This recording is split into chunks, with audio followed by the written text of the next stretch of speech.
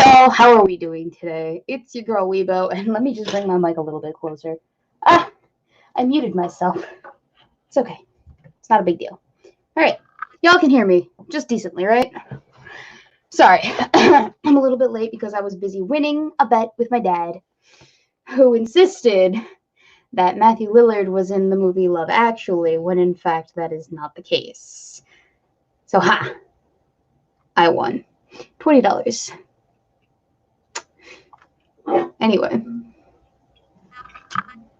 how we doing, ladies and gentlemen? I literally just sent Polly the link, so technically it would be my fault if he's not on time, because I was not super on time.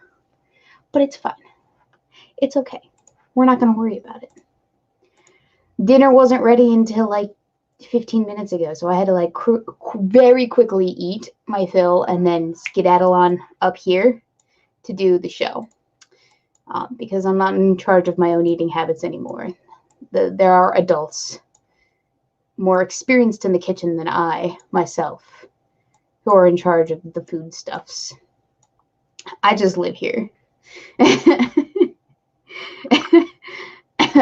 Isaac Yepes says, oh shit, did I miss your birthday? Yes, you did. But it's okay. It's fine. It's not a big deal. It's just my birthday. It's not a big deal. No, it's okay. I am carefully stalling as I open up the rest of the pop-out menus. Windows, there we go.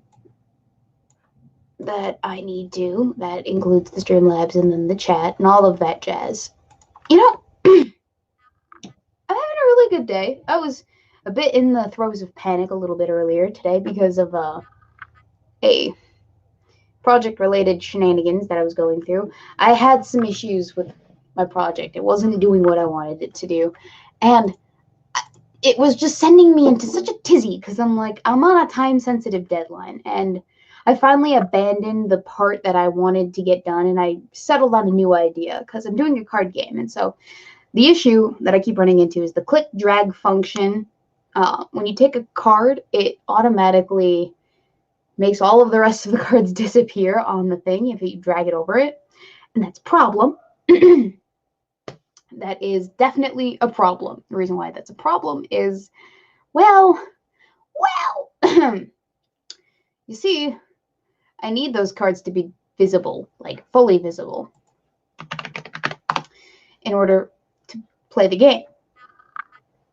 That's the problem. So what I ended up doing is to kind of just circumvent that issue. I just said, all right, we're going to click the things. A single click is going to send them up, let the cards up to issue, to give an indication that they're being selected. And then the enter key is just going to send them over to where it is that the castle is. Because I'm coding the card game castle for my senior project for computer science. And after the recent events that have taken place, a lot of stuff was kind of up in the air. And a lot of things took precedent over me being able to do my senior project. So not a lot got done in the last 2 weeks on it because I was busy doing 8 million other things. You know, getting reacclimated to life at home. But now we're back. Now it's all good.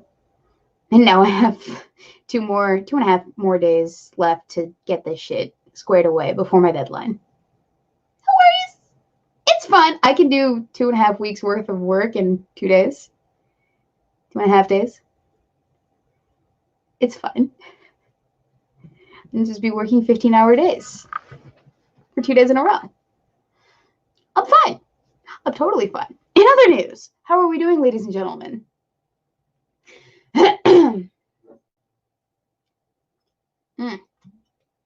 We got Stella here again. We restocked. So I'm no longer struggling, I guess. I'm no longer a struggling college student looking for alcohol because I had it supplied to me, so it's a good time. You know, it's funny. Ever since we started quarantining, I haven't actually had a day where I haven't drank. Not to the point of excess, but just maybe 2 beers a day. That's a problem. Lion Patriot, Weebo, your video is slightly lagging for me. Don't think it's me. Is it lagging, guys? Question mark? If it is, that's probably because of... Yep. That's why. Hang on. All right, how about now? Is it lagging now? Let me know. I fixed it, hopefully. Let's see if Polly's here yet. Nope, he's not here yet. Shows up to my birthday stream and then he's like, oh, I'll see you tomorrow. Nothing. Nada.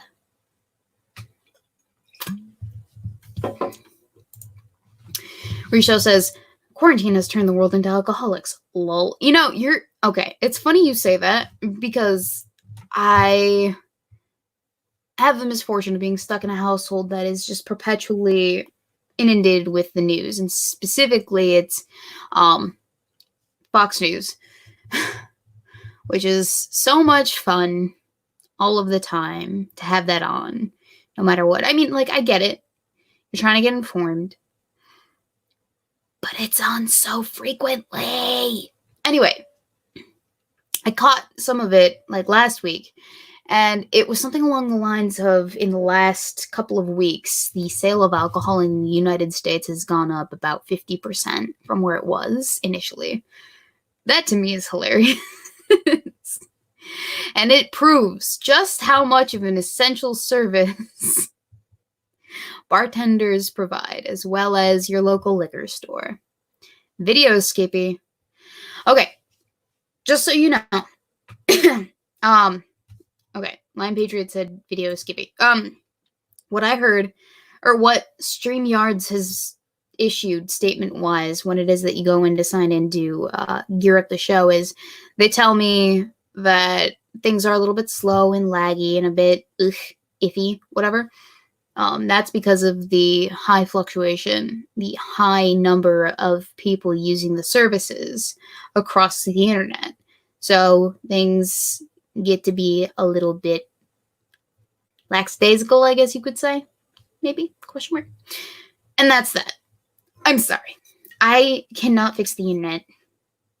I can do my very best and put on a show regardless of the quality. But that's about it. I'm sorry.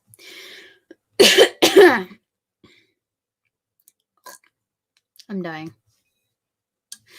COVID. Haha. See, Polly's not here to make that joke, so I have to make it for him, and it's not the same. It is not the same. I'm sorry.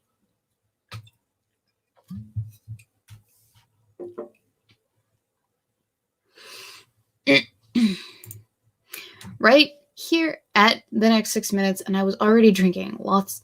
Lol. Yeah, no, my drinking has definitely gone up since it was that I began to quarantine. But it was up anyway before then because I'm a college student. I mean, not nearly as high as it is now because I wasn't drinking every single day because, one, I was footing my own alcohol bill. But yeah, it's gone up significantly now. And it'd be like that sometimes. Hi, Polly.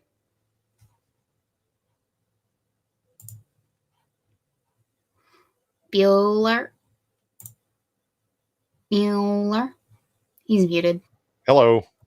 Hello. There we go. I don't know what it is. I gotta like unplug and replug my mic back in every time I join it. But anyway. Well, get yourself a better potato. Guys, donate to Polly to help him get himself a better potato. Woohoo! His link is in the description. Yeah.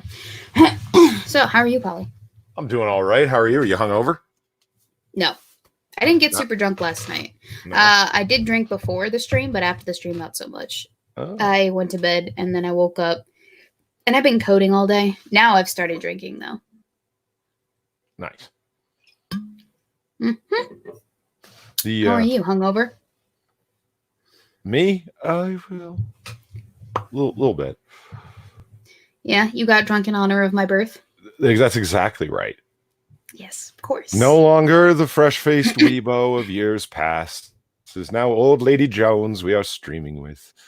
I am Look at 22. look how aged she has become, smelling of Bengay and bitterness, and experiences not had in her old age. Okay. Okay. I'm 22. Sure. I may act like a grandmother, but I am not a grandmother. I'm just opening the stream, guys. Whenever like for the chat and looking in the sub box, and look at that bright and easy to read thumbnail. Oh, it looks great, Weebo. Well done. That was you. No, it wasn't. I didn't. What are you talking about? Polly, you fixed the text on the thumbnail because you had a problem with it. I had no problems. If I had a problem with it, would I have changed anything? I didn't change anything of the aesthetic. I merely accentuated and decorated the work you had already done. There's mild alterations at best. So appreciate that.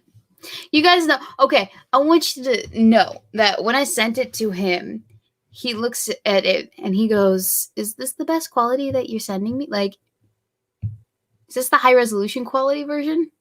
I'm like, "Yeah, it is. It's supposed to be blurry. That's my art aesthetic, Polly." It looks like shit. It's called an aesthetic. Hey, I'll have you know that is a good thumbnail.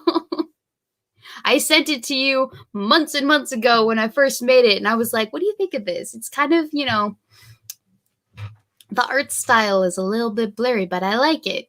And no, you're like, I don't actually have any complaints. I would have altered it. I would have sharpened it up or changed it or whatever. I didn't change a goddamn thing. For Christ's sake, I used the same fucking font, and I even sampled the color from the of the text from the original thumbnail that you sent. So like to maintain the most of things, to hold on to your artistic integrity. It's No, I just thought it was funny that you laughed at me for having an art aesthetic that was blurry. I see. You know what's funny is that again, remember we had this conversation just last week. What you doing over there? This is my mocking Polly face. See, chat, that's not actually what was said. I said, is this the largest res that you have? Because the picture was something like, it was like what, 480 by like 600, 700? I meant bigger, like 1080 by 1920. I didn't mean the image, what was going on inside of it. I meant its height and its width, because it's not very big. That's right. But being Weebo, she could. What about me? She remembers the story the way that you just heard it. So Polly calls me up out of nowhere when I'm sleeping and minding my own business and yells at me that my art sucks. Like it's.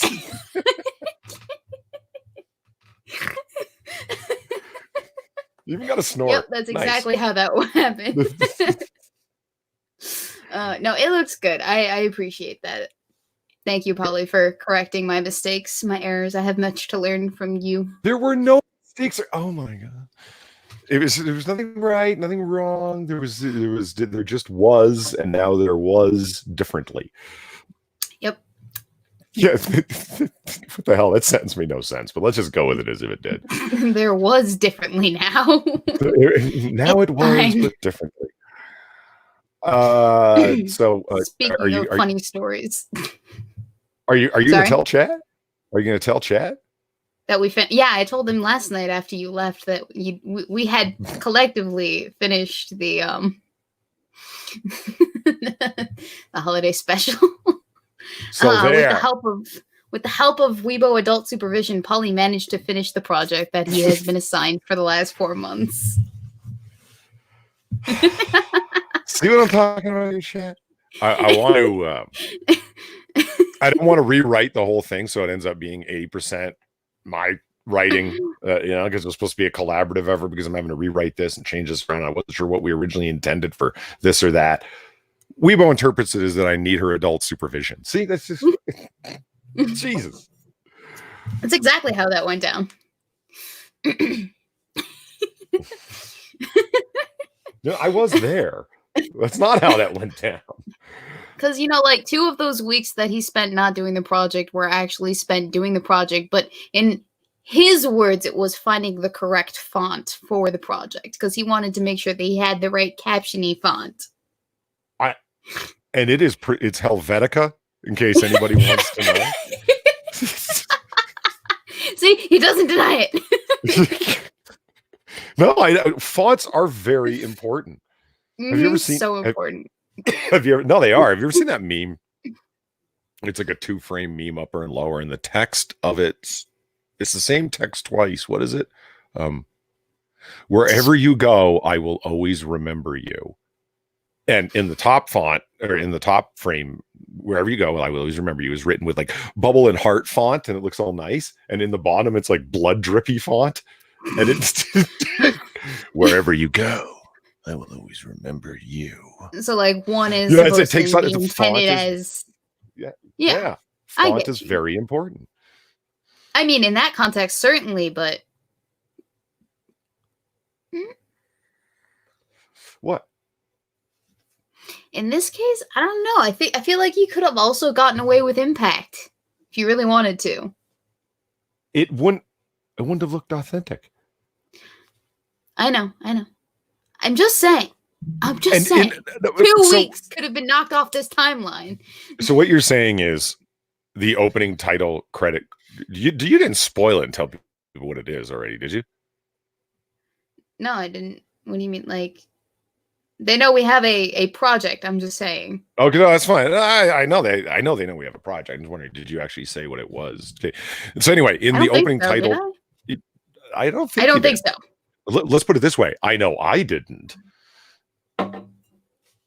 Yeah, but apparently there was doings after I left yesterday, and God knows what happens before I show up, because I'm always No, all I said was that I shilled your video and then I shilled my video because they're kind of like in tandem with each other, How did you shill a video without saying what it was?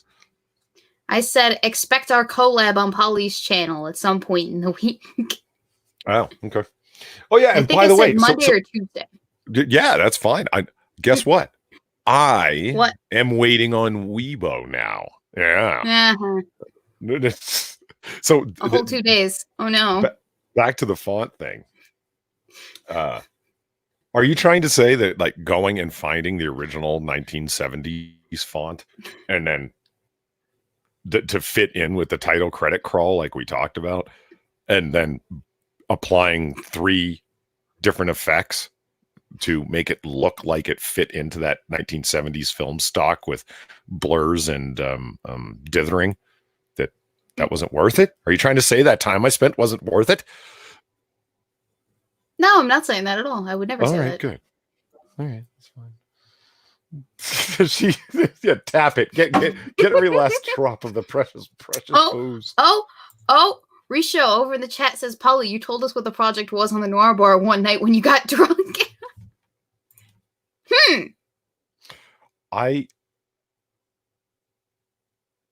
Okay, well, see, this is a problem. Have you been bad? Well, maybe I just forgot. I have. I don't know. But Richo's also kind of a shitposty dick, so maybe he's just fucking with me. I don't know. Maybe. Oh, thank you, Evolved Potato, for the donation over on the Streamlabs. I prefer the thumbnail Weebo made. Polly's is too cartoony. Why does Polly need to ruin Weebo's better work? Shame, Polly, shame. Thank you. Too cartoony. It's the same goddamn font, and the same goddamn color, and the same goddamn arrangement. What the hell? Yeah, but like when I do it, it's not cartoony. When you do it, since you're a cartoon, essentially, it is. Since I'm a cartoon? Since you're a drawing, basically. Yeah. Oh, yeah, I'm a drawing. Yeah, well, kind of. So you're you've been farred as well. Once, and it's not my main. It's just something like a little spicy extra that I like to drizzle on top of my main content, all that jazz. I like the way you said that. It's not my main. It's just my side bitch. She don't matter. No. It's okay. You do matter. I love the art that you produce for me, and I like to use it. And I will do at least one video a month with that nonsense. It's just with that nonsense. with that. Speaking of nonsense. art, there's Richard Art and everybody else. And Havoc is here. Hey, And Rich. Evolved Potatoes here. Awesome. Lion Patriot, of course. And Michael Hatfield and Rich O. Means of Destruction. Everyone's here. It's great. I need to get another beer. Chat, annoy Polly while I'm gone. Chat. They're not going to annoy me. It's fine. I love this crowd. Well, let me scroll up and see who else is here because I finally got chat running. Oh, Delahaze is here and Ray Cancer. Oh, next 6 minutes, of course. What's up, 6? James Colley's here. Cynic, you badass, you. Let me see.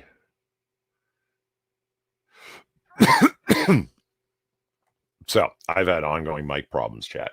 Let me tell you something. If you go back and you check out the first comic book curation as compared to like the last one, the only difference between the muffledness of my mic now and then is updating to Windows 10. Let me tell you, you know how many different drivers I've gone through trying to fix it?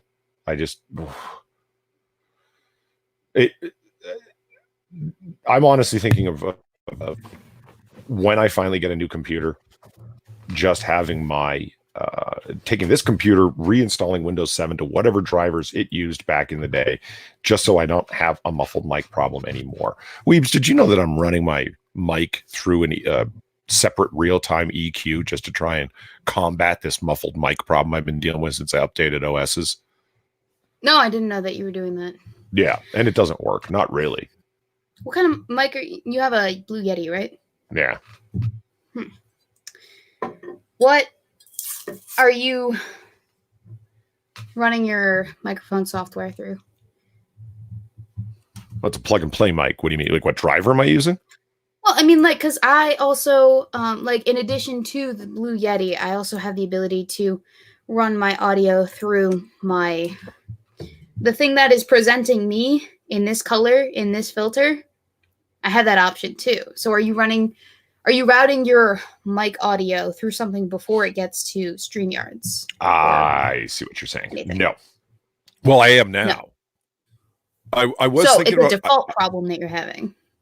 Yes. Well, sort of. I mean, the default. That wouldn't be an operating system problem, though. That would be a hardware problem, I think. But the hardware didn't change. No, but like, I mean, hardware interacting with your software. So like your computer itself.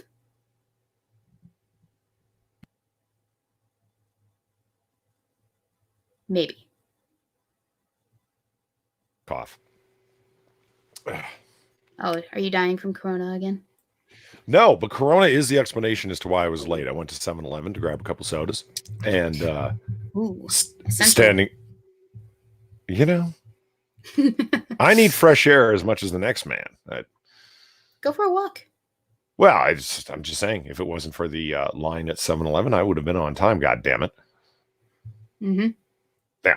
Well, it's not like there was people on the street to slow me down going there. It's like fucking zombie apocalypse. They're all in 7-Eleven. Is that what you're telling me? Locally, yes. Interesting. So back to the mic thing. Mm-hmm. If I have a laptop, this one right here, and it's got Windows 7 installed on it, my mic sounds like X. And then I update to Windows 10, and now my mic sounds like X plus shit. What? You're thinking that's a hardware problem? I'm thinking,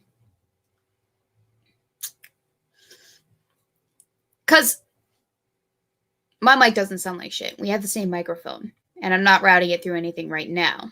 And it doesn't sound like shit, right? Right. Okay. And we have the same operating system. Windows 10? Yes. So I'm thinking it's a problem with the hardware itself. Because if we have the same operating system, it shouldn't be like a problem. Unless you don't have your mic set up correctly. Well, Where's your gains at, boy? We'll get into that in just a sec. Thank you, Evolved Potato, for the $10 donation. Your thumbnail and Weebos are not the same. You gave the words an outline, which makes them stand out more, as well as the bigger text over the glasses. Makes the image look like a background to the text, which is not what Weebos looks like. They are not the same. You're right. But my complaint to Weebo was, you know what it says beneath the thumbnail? And Weebo said yes. And I said, okay, well, you're the only one because it's so small no one can read it. I'm just kidding, of course. I could tell that it said Polydub and Weebo Jones. But I was like, nobody can read it, and cocktail hour is pretty small. And this is the thing that I ran into. It's one of the most helpful things when you're creating your thumbnail in Photoshop or whatever it is you're using is to shrink the image on screen down to the size that thumbnails are going to appear in people's recommends off to the side. Because if you can't read it there, they're not going to be able to read it when it's uploaded. And then there really isn't a point. That's why people use big font. And that's why those really shitty, boring techniques that people have used forever and still use catch your eye, circles and arrows and stuff, because they're so goddamn small that any kind of thing that makes it stand out. People need to stop that shit. Fuck, it's shit's from like 2014 and people are still doing it. Yeah. Stop that shit, even though it works. I mean, Evolved Potato, you're not wrong. It's not just an outline. It's an outline, an outer glow, and a drop shadow. I was just attempting to make Weebo Jones's art pop, to make the letters pop, and to be able to make them readable. The problem, however, I think, and I'm not sure if this is what's going on here, but let me show you something. All right. Actually, Joe Lander says, meh, I hardly ever look at thumbnails. Yeah, I hear you. These are just the things that I obsess over that nobody notices. It's, yeah. So, observe. This is my thing. It's telling me that we're live. Weebs is most gay. Look at all the pride. Hang on. Look at this. Okay, there we go. Why is it? What was going on here? Okay, I think my page was glitching out. Yeah, so this is what it looks like for me on my channel. I don't know what it looks like in recommended, but yeah. Smaller. Yes, most gay. My series on War of the Queers. Most homosexual. That's gay. Cole wants to be let into the room. Give me 1 second. All right. It's the floof cat. Yep.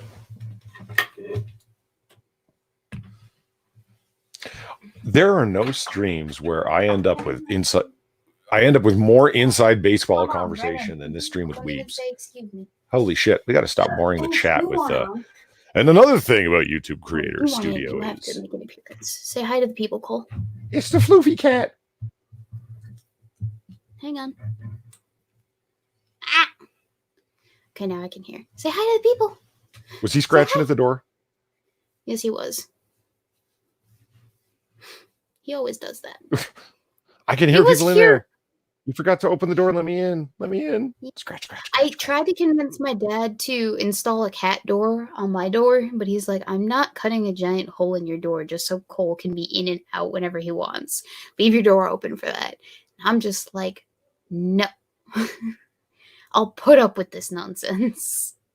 But I secretly think that it would be the most brilliant idea ever to install a cat door. Because, I mean, like, duh, it would. You want a man to cut a square hole and put a flap in a door because the cat wants to come and go. Yes. Okay. It's what men do, right? Do work at women's behests? Yeah, kind of is. Exactly. Oh, look, he loves me. Or he tastes something interesting on your face. No, he wasn't licking me. He was just nudging me with his head. He's a super affectionate kind of guy. You know, women like that in their men. I hear. Thank you the next 6 minutes for the donation. Weebs fears no code. Code fears Weebs. She codes all the things and owns that ass. Estella in one hand and a keyboard in the other. Weebo laughs as she stands atop a pile of all of the salties. 87 feet and growing. High five that Poly too. Word. And speaking of which, thank you, Six. Gives Deuterino a sweet new rig with no hardware software compatibility issues because he's got Mojo with rocket skates, y'all. What? Mm-hmm. Because he's got Mojo with rocket skates, y'all. That necessitates a sweet rig. That's the rules. Yeah. Sub to this awesome dude and watch Noir Bar. New potato. Thank you, Six. Yeah, I agree with everything said there. Go Six. Oh man, you know what's good? I'm not thinking of all the things. It's not just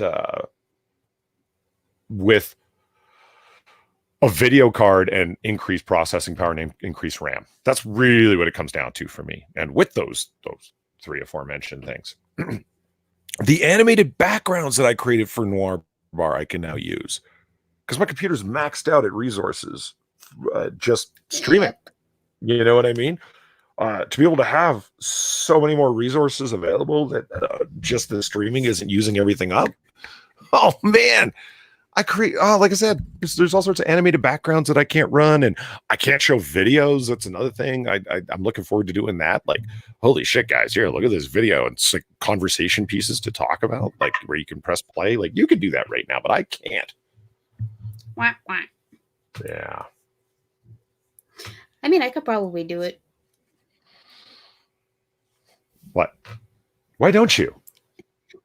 Because I'm lazy. I was just about to say, sounds like a symptom of laziness. You're not willing to go that extra mile for your audience, for their entertainment. That's sad. Well, no, I am willing to go another extra mile. It's just, it's a balancing act, you know? Because if I go that all the way, something else has got to give somewhere else. And that's usually sleep. But I'm not allowed to do that anymore. Not when I'm at home. I could do that when I'm at school, sure, but not here. Because I'm not allowed to. But sleep what? What are you talking about? Like, sleep would be the thing that gives in that case. Because it's a time thing. It's a time sink. How so? Right? So if I want to do something extra for the channel, that takes a little bit more of my time. There's a time trade-off, right? And so it would have to come from somewhere else in my life that I have like expendable time, or time that is more expendable than what I want to spend time on for this project for YouTube. Weebs. Does that make sense? Yeah. Weebs. When you looked up how many hours you played The Sims in the past week, what was the number? It was 98. Okay, hang on. Okay, hold on. Here's the thing about that. Hold on. Because I didn't actually play 98 hours. All right? I did not. No, I didn't. Yeah, I know. You thought up the cheap excuse of it was just the system running in the background. I wasn't actually playing it. Was. Uh-huh. Yeah. And you know what? If I want, okay, I can prove that it was, because every time I don't shut it down correctly, like I don't quit it in the task manager, it's still running. And if I try to open it up while it's still open in the task manager, it's going to tell me that it's already open, that it's already running, when it's not running. You got to work at these things. But no, you got to work at these explanations. No one's buying that. It's like, I didn't kill the person when I pushed them out of the window. It was the sidewalk slamming up into them that killed them. It was. I swear on Polly's life. Why would you don't swear on that? This is what happened. I got my birthday hat on from yesterday. Let me just change that out. Because it's still my birthday. Was it your birthday before or after midnight? I thought it was before midnight. It was before midnight, but it's still my birthday. All right, so you want me to leave the party hat on? Leave the party hat on. All right. So I guess on me. Do you want to know what I did yesterday? What? Celebrated my birthday? Mm-hmm. After that. Celebrated more? Well, yeah, actually. But then after that, stop this. We're entering into an infinite regress here, okay? Celebrated something else? No, because after, when we're getting to what I'm actually talking about, it was not a celebration. It was a slog, yo. Oh, what did you do? I watched, with Far, all 4 parts of AP's documentary on Scooby. back to back. Oh boy. See what I mean by slog? It was, God damn. How did you like it? I mean, that's a fair question, and it deserves a straightforward answer, but I have to take issue with the word like in there. Okay, what were your thoughts? Oh, damn. Like, you think you know something. You know what I mean? And then you hear like all of the details, and you're like, I had no what? Yeah, it's just like, I thought I knew the thing. I didn't know the thing. Yeah. Wait, what did you think you knew that you didn't actually know? Well, it's like, think about it this way. It would be like, listen to some music and you got it at 2. So what you're hearing is the hi-hats, and you'll hear the bass beats, and then somebody cranks it up to like 15 and all the distortion and everything kicks in. It's like, oh God, I had no idea how grating this could be. Yeah. So it was a question of detail and volume and just, oh my God, like degree as well. Like, I knew of the tism. I didn't know of the degree of the tism. I knew of the one sentence explanation of your interactions. I didn't know the novelization of it. Like, do you understand what I'm saying? Like, it's a degree and detail is what I'm talking about. It was like, God damn. So basically, you had only ever heard like a brief summary. You'd not actually seen the full-fledged movie. Yeah, right? I thought I knew the thing, but once you hear the detail, it's like, I basically didn't know. I should say that. It's just, and you know what? Far and I kept repeating ourselves, like in confusion. It's like, a little girl's birthday party. A little girl's birthday party. Kept saying that over and over again while we were watching the story progress. And that's like, how it all started. And like, AP is really good at what he does. I mean, I think we all know that, but it deserves to be said. AP is very, very good at what he does. And we also kept saying lines along the lines of, everyone's so confused. This person's so confused. Like, you just sense confusion of people trying to deal with this man and stumbling and groping forward to make some kind of sense of this man's actions. You know what I mean? Regardless of whether they're directly talking to him, whether they're talking about him, whether they're messaging back and forth about him, there's just an underlying sense of, I don't know. It's wow. It's a lot. There's a great deal many. I actually so no spoilers, but spoilers. I actually did a speaking bit for AP's part 5 thing. Oh, nice. Because he asked me to do it. It's my own words, but he wanted me to be the one to do the thing instead of him trying to attempt an impression of me. Right. And he had me do like a little accent too, so it's gonna be interesting. I'm excited to see part 5. Because like, so am I. Yeah. Now that you excited maybe isn't the right word. I'm interested and I will, but just it's okay. So ironically, right?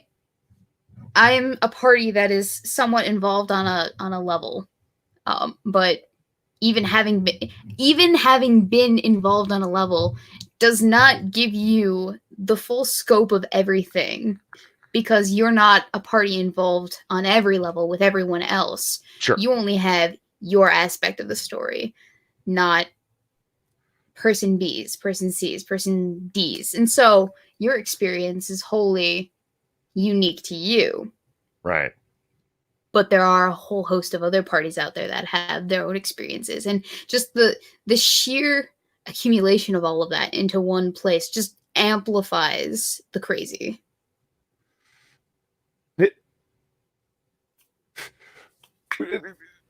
Far and I watch a lot of TISM content for last, watch a lot of Deadwing Dork, things like that, right? Mm-hmm. And it's one thing to watch it from a great distance, and it's another thing when it's, I'm going to say, local content. Local TISMs. Yeah, where it's, you're watching the screen and it's like, Weebs gets mentioned, and then oh look, there's Irving, and like, oh my god, like, oh, these poor people dealing with this man. Mhm. And everyone has like their own way of dealing with him too, is the thing. Like, everyone's got their own method of dealing with him, and some work to a level of success and others not so much, and some people come to the same conclusion at different points in time, and it's just like, if only they'd had this documentary at the beginning. If only they knew where they would be. Like I said, AP is very good at doing what he does. That video should have, like, it should have viral views, in my opinion. It's up there, and it has the entertainment value, but I guess like that story's like big enough to, maybe it's good that it didn't go viral, sort of thing. But he's very good at poking fun while not being malicious at the people he doesn't mean to be malicious at, but still being funny. You know what I mean? Yeah. It's like, and Weebo Jones, who's apparently Glinda the Good Witch of this group, and I'm like, he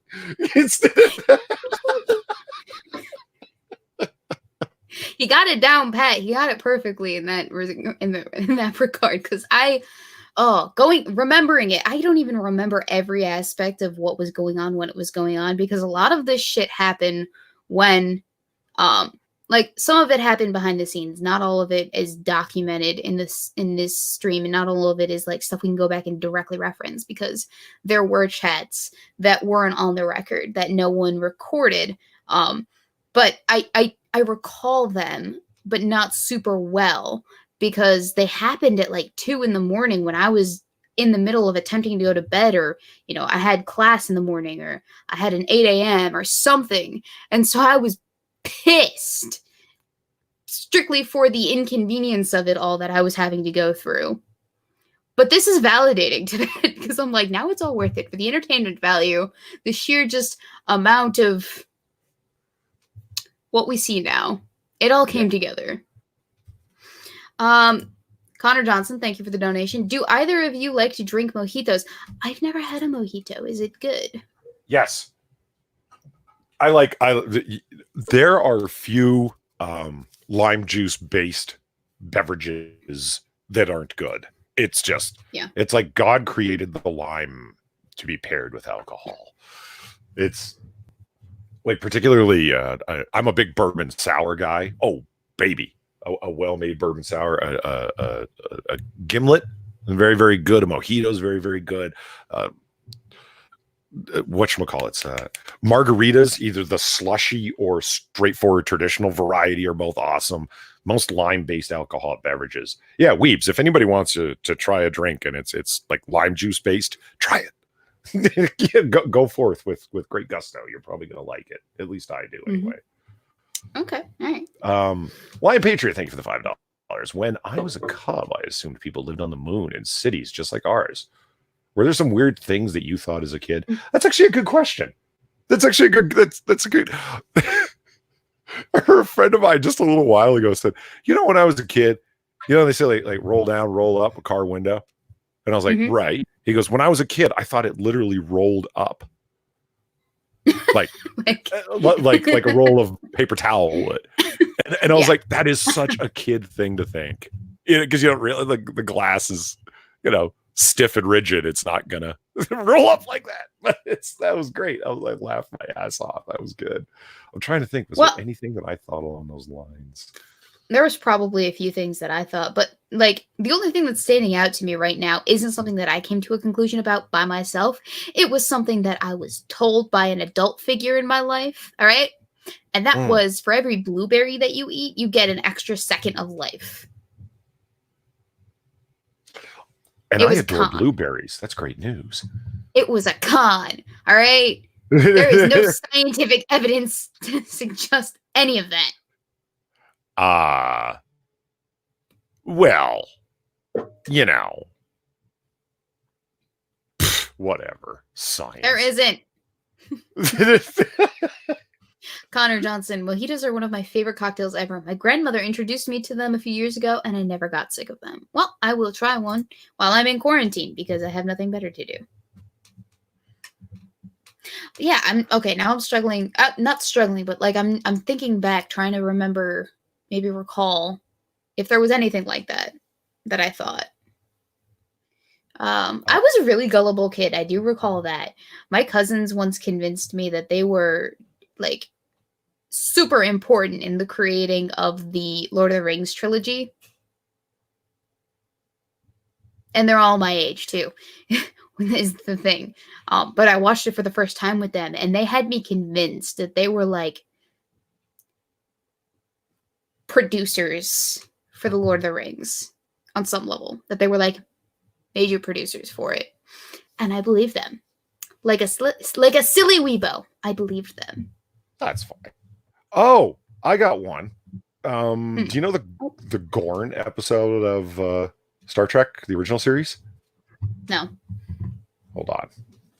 Sorry. Why is my browser frozen? Okay. To be fair, I have not seen a great many things Star Trek related. only the movies, the ones that they just came out with, like in recent decades. Yeah. So. Okay, I just want to reiterate, I was a very little kid at this time. Okay, I thought the Gorn was real. Okay, I don't know what I was thinking, but I did think that. Here, look, this is a Gorn. Okay. Oh, a lizard person. Yeah, it's a giant lizard person with sparkly eyes. And here's lizard people exist, Polly. Yeah, no shit, right? And then here's Captain Kirk fighting the Gorn. I thought it was real. I don't know. And that's why I think to the day when I watch the Gorn episode, it scares the hell out of me, because it's well, not scares the hell. It's a little frightening, because it's like when I was a very, very small kid, I thought it was real. Oh! I just came up with two. Okay, all right. You ever see that Wallace and Gromit movie where the moon is made out of cheese and they go visit it, and then they start like they almost forgot the crackers, and they bring the crackers, and then they start eating the moon? No. Oh, okay. Well, anyway, that was very pivotal in my opinion about whether or not the moon was made out of cheese, which I thought it was, because of Wallace and Gromit. So I thought for a very long time the moon was made out of cheese. No one dissuaded me of this opinion. It wasn't until I was much older that I realized that was silly. There were no cows on the moon. It's the cows part. Yeah, that's the. Where would all that sour milk come from in order to make the cheese? Silly Weebo. And then, all right, then the other one. I think it was based off of. It might have been based off of this movie, but it was based off of a movie. I know that. I think it was an animated one. The rainforest one, or not the rainforest one, but like the Save the Rainforest propaganda movie with Robin Williams as Batty, and it's got fairies. Fern Gully. There we go. I think Fern Gully is the reason that I thought that fungus glowed in the dark. There are fungi. Like all fungus glowed in the dark, like the ones that are just normal growth on the side of trees. Like all of them, they all glow in the dark. By the way, no one again corrected me on that opinion. That's just the reason I said. But there are fungus that glow in the dark, because I was looking at it only a couple of weeks ago. Fungus that glow in the dark. I mean, come on, tell me that's not the coolest thing. Like just the coolest fucking thing. Like the nighttime shots that aren't altered significantly in Photoshop to make them look brighter than they actually are. That's the actual luminescence of it. It's like like that kind of pale green that they glow. Coolest fucking thing ever. Yeah. Well, not ever. Coolest thing ever is something else, but I was about to get raunchy there. Anyway, Evolve Potato said, did Kirk have sex with the Gorn after? And then Ira Prostate says, no, he nailed Yeoman Rand. You know, let me tell you something about that. Kirk didn't bang as many women as legend would have you believe, which made me think of a video idea. I got to get together with Hammer and Blind Press, and we got to do a video of the Kirk romances. How many women did he actually woo versus how many women did he actually nail? It's not as many as you like. Woo? Oh, Wait. all of them. I thought but wooing a woman is successfully sleeping with a person that you're flirting with. no, No? wooing is courting, basically, sort of. Yeah. Like And the end game is like a successful woo is bedtime. No, it's so what you thought when the saying pitching woo meant laying down the long strokes? What? I never heard of pitching woo. You never heard the phrase pitching woo? Mm-mm. Oh. Before my time. Well, yeah, it's before all of our time. It's like fucking Elizabethan. No, it's not Elizabethan, but woo does come up in Shakespeare. Anyway, no, it's like pitching woo is like the sweet nothings, Oh, your hair, it's so flaxen. Then why not just say sweet nothings? Because I don't know, synonyms, I guess. That's the lazy answer, Polly. I want an actual, well-constructed essay about whether or not it makes more sense to use pitching woo over sweet nothings. Okay? You want to on my desk by Tuesday. A complete essay. Full complete citations, 16th edition Chicago, please. Yes. Yeah, we've had our argument over citation style, right? I don't think so, but I don't like APA, and I was about to say, like you're not MLA. one of those APA weirdos, are you? That's good. That's good. I only use APA because that's what's required of me for psychology. Well, yeah. Like, I had to do everything in APA for my thesis, and I hated it. God, did I hate it. Footnotes. I'll take footnotes over anything else. Okay? Sure. Yeah. Why say sweet nothings when you could say pillow talk, says Jolander. Yeah. Well, exactly. Just typing in pitching woo into DuckDuckGo. I mean, of course, Urban Dictionary comes up, but like, what's that worth? And I hate the free dictionary because that's as boring as it gets. But right away, like the fourth hit down is courtship. See what I mean? But we'll go to the free dictionary anyway for idioms. Old fashioned, to court, to seek affection of someone through romantic gestures or overtures. See? To kiss, to caress, to woo someone. See? Okay. Not everything's about sex. You just got a dirty mind. Maybe I do. Well, okay, Sully, I want to ask you a question. And it occurred to me at some point this week when I was thinking of birthday gifts to get myself. Okay. I told the chat, I don't remember if you were there for it, but I got myself a first edition copy of The Little White Horse, which is a book that has a movie based off of it that I absolutely loved as a kid. And then I read the book and I was like, I do like this too. But my point in saying all of this, to give you a little background story, that movie that I loved as a kid, I watched over and over and over and over and over and over and over again ad nauseum. It got to the point where my mom literally had to tell me to stop watching the movie because I would not stop watching it. Do you have a movie like that in your childhood from your youth that you just love to watch over and again? Sure. Star Wars, the first Star Wars, watch it over and over and over and over and over again on VHS. Wait, like not the prequel first, but like the original trilogy first? A New Hope. Yeah, A New Hope. Watched it over and over and over again. And with, then like Jar Jar Binks? No. A New Hope I'm sorry. Okay. That's right. Luke Skywalker and Ben Kenobi. And that's right. I had a blonde moment. Okay. Yeah, that one. I watched it over and over again. And then the one of the two Disney films I've ever seen in my life, Robin Hood. I watched it over and over and over and over and over. I loved Robin Hood and Fox. Still do. Works so perfect. What age around that would you say you did that? Oh my God. I'd have to go ask my mom. I couldn't even tell you. Young. I don't know. Yeah, see, I was not super young. I was like maybe 10. Yeah, maybe I was. I don't know. I'd have to go around that age. Tough for me to.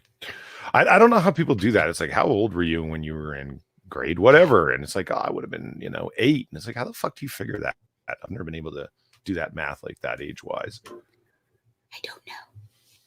Oh God, Joe I do Lender not watched know. Dune over and over again. Oh, you poor man. Wah, Oh. wah. I had a Scooby-Doo movie that I watched. It was on a VHS tape too. It was the Scooby-Doo one where they were stuck in the desert with the aliens. Can't remember exactly what it's called, Scooby-Doo Aliens or something. But I watched that over and over again until the VHS tape died. I think is it Scooby-Doo Aliens Encounter or Alien Invaders? Yeah. Scooby-Doo and the Alien Invaders. That was the movie that I watched. Like, that was the first movie that I ever watched that I ever obsessed over and had to watch again and again. And then it was The Secret of Moonacre, which is the movie that has the book based off of it. Mm-hmm. Or that is based off of the book that I just bought. And then I think it was Tangled, which wasn't super long ago. Tangled came out in... when did Tangled come out? When did Tangled come out? 2010? That's like 10 years ago. I was 12. Okay, that makes more sense. So there's some interesting answers in chat related to that. Joe Anders says Dune, and then also says, well, I'm a Dune super fan. I have first editions of most of the books. Makes sense. Mary Poppins. Also Mary Poppins. Yeah, also Mary Poppins. I rate Prostate as Starship Troopers. You watch Starship Troopers over and over again when you were a little kid? That's weird. Alvin and the Chipmunks movie, 1987. We had Deco with Shark Tale and Shrek 3. I've heard Shrek come up a lot when people are talking about stuff like that. Fall Potatoes, Small Soldiers, and Batman Beyond until they broke. Yeah. Yeah. Michael Hatfield is Platoon, Rambo 1 and 2, and Above the Law. Like Above the Law, like ponytail Aikido guy. Shit, what's his name? Starts with an S, right? Steven Seagal. Yes, thank you. Yes. Yeah, turned out to be a sex pest. Wait, seriously? Yeah. I do meditative massage. Why don't you come up to my hotel room and I don't know if that's technically a sex pest. The word gets thrown around, but supposedly.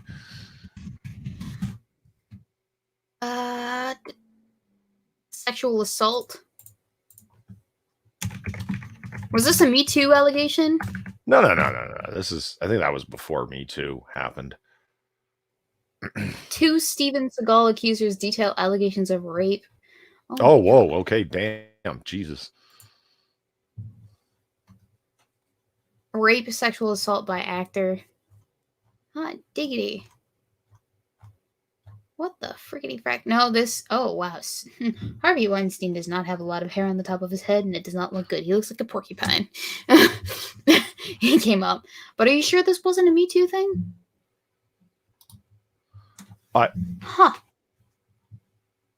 Maybe. I mean, does it fit into the general pattern of it?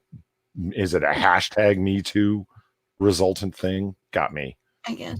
Now that I'm looking at it, though, I think I remember hearing something about this over the years. I think I've only ever seen him in 2 movies, though. I am familiar with him.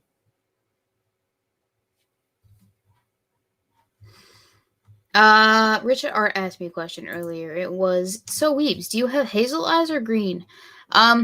Here, I'll let you decide. I'm just kidding. Hazel question mark? I mean, depending on the lighting, they could go from either hazel to green. My mom has green eyes. Definitely. Me, it's a little bit more up in the air.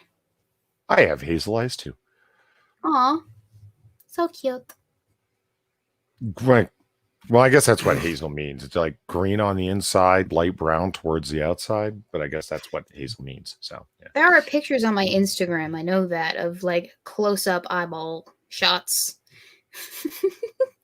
Because that's what I like to do in my free time. Yeah. It be like that sometimes. There, I could actually look at the Instagram posts. You know, okay. Throwback to what we were talking about earlier regarding. Hang on. Did Lauren Southern dye her hair?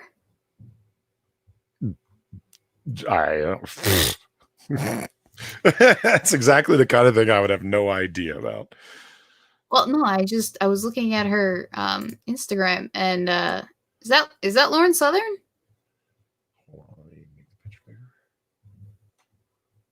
Kind of looks like her, I guess. Huh. Did she have a kid? Yeah, she's a true tradcon, man. She dropped the internet, went and had a child. So, I mean, the question is like, did she dye her hair, or did she stop dyeing her hair? Yeah. Okay. Question: this is not natural blonde? She's not a natural blonde, or not, at least not this natural blonde. Pigment appropriation, Weebo. Get angry. Ah! Just kidding. Yeah, no, she dyes her hair. Yep. Okay. Sorry. I got distracted. I went to go look at my eye color. I got super distracted. Here, Rich. I'll give you an example of what my eyeballs look like. Jesus Christ. Weebo has ready available studio shots. No, this is just my Instagram. Look. It's just my Instagram. It's a picture of Daphne. It's another picture of Daphne. Do you have Instagram? But yeah, I do have shots of my eyeballs. Look at that. So that is my eye color. Hey, guys, let's do something fun on the show tonight. Let's look at pictures of me. Yeah, let's keep doing that. Yeah, totally. Okay, no, I thought that was funny. Oh, she stopped dyeing her hair. That's what happened. Okay. You can see her roots, and you were asking if she is a natural blonde. That's why I changed my question to how much did she dye it? Like, because you could still be blonde and not be. Okay, all right. How do I phrase this? I'm blonde, but a lot of people would say that maybe I'm more brunette, or, you know, there are some out there who say that I am close enough to red to qualify as a redhead. It's really up in the air. What I'm getting at is she that light of blonde? No, obviously not. Has she always been that dark? I don't know, because my dad was born with super blonde hair, and now he's got black hair, and it's slowly going to like gray. So hair color can change over the years. But yes, I did change my question after I looked at the rest of her Instagram, and I'm like, oh wait, no, never mind. She's not natural. Like, she's not that natural blonde. So, Richo's saying that should get you to set up an Instagram for me. No. Weebo's seen me. Nobody wants to see Instagram pictures of me. I don't know. Maybe. There might be a market for you out there somewhere. For people that are into faces meant for radio, yeah. I wouldn't say that you have a face meant for radio. Although, the quality of your camera doesn't really help me discern that. Although... get a better camera, and then I can be more accurate and precise in my assessment.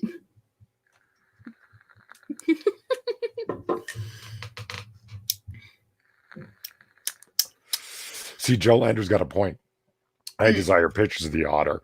That would be my Instagram. It's just a bunch of otters. Is that what you want? I think there's lots of Instagram and Twitter accounts dedicated to otters already. Precisely. So what was I thinking about? You know, there is a surprising amount of here we are. There's a surprising amount of cute and sexy anime girl crusaders online. Crusaders? Yeah. Like You mean like Cute anime scantily clad Knights Templar anime girl. Oh, okay. I thought you meant like crusaders in the fact of like they're internet warriors for this cause or whatnot. And they have anime girl pictures for their avatars. But you meant like quite literally anime girl crusaders. Yes. Yeah, I see your confusion. No, I meant why is that a thing? It's sort of a weird thing to combine. Because animation companies have a liking for medieval content? Question mark. Yeah, maybe. I don't know. Let me see. Do you have an example readily available there, Polly? Readily? Hold on. No, you have to go searching for it. Not exactly. Hold on. Let me just The people in the chat who are just harping on themselves, like Lion Patriot, I have a face for 8mm film, and Jolander, I have a face for nightmares, and I will be visiting you tonight. And oh my gosh, guys, love yourself.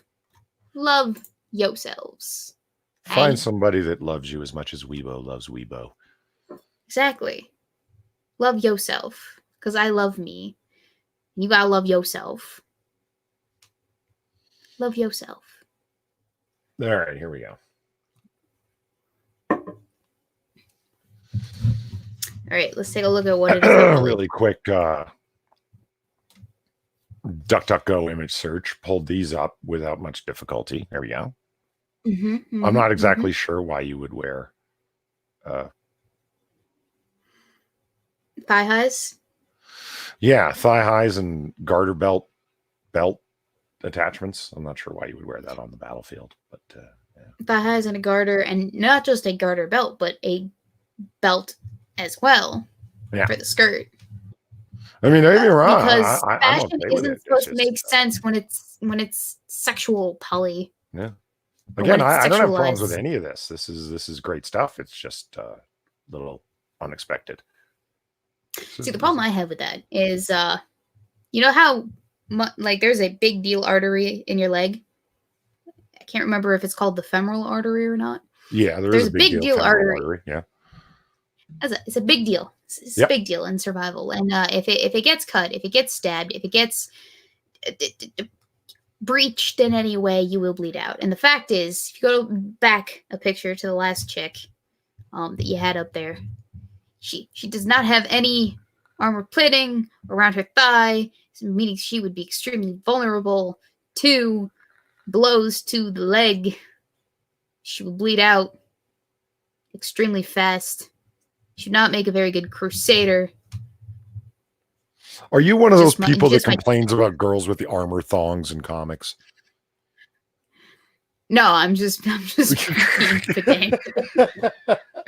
thing that people will complain about. It's like she has a metal thong on, and that's supposed to be armor, and it's like, yeah, don't think about the armor thong too much. No, of course it doesn't make much sense, but leave it alone.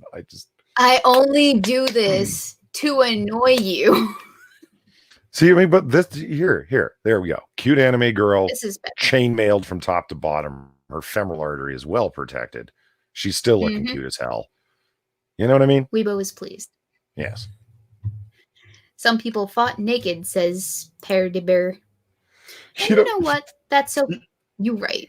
Can you show nudity on YouTube if it's instructional? No. Well. No. No, wait a minute. There's naked yoga videos online. Yes, you can. Wait, what? There are. There's full frontal, complete nudity, no clothes whatsoever. Girls doing yoga, and it's instructional, so it's fine. Look it up. Trust me, it's on YouTube. Okay. All right. Hang on. Pause. What's his name? Sinatra was the one who first told me that, and I was like, "Get fucked." No, there isn't. He's like, "Here, hit me up with a link." I'm like, "Holy shit!" There's full naked yoga. Oh my god, you're right. See? There's Weird, so much right? of it. There's so much. There's so much of it. It's all And over. all It's the in red-blooded all the males in different. chat are just like furiously typing because it's not. What's interesting about it is that, well, okay, what's great about it, honestly, is that it's not just like nudity. It's girls stretching, and because it's fucking yoga, so they're doing all the poses and the stretches and the angles and the, like, damn.